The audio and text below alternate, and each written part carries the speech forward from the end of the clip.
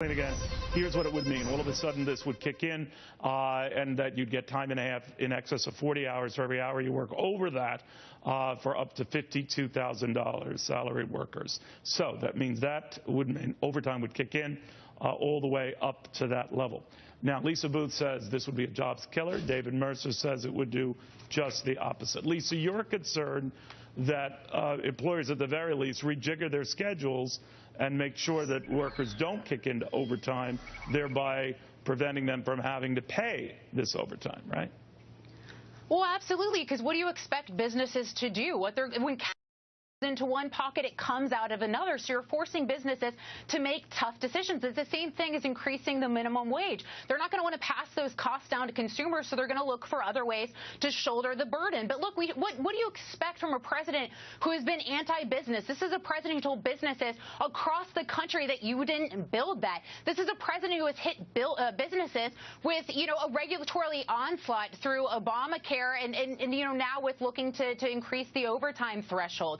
So that I expect this from President Obama now. All right, so not a fan of the president. David, now you say that this is not as damaging to business, but a lot of businessmen of any political stripe would obviously look after their vested interest and try to cut their costs. And seeing this, they might rejigger some schedules, wouldn't they?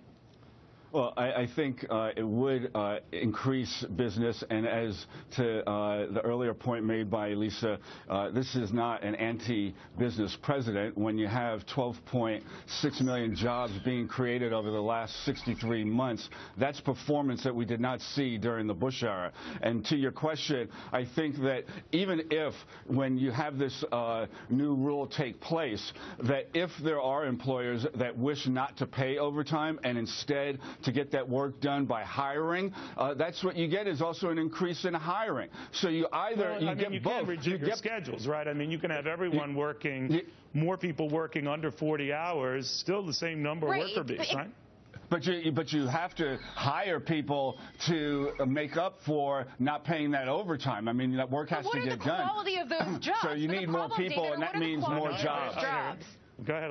No, but the problem is, what are the quality of those jobs? They're likely going to be lower paying jobs, and businesses are going to look to move people to part-time jobs. So what are the quality of those jobs?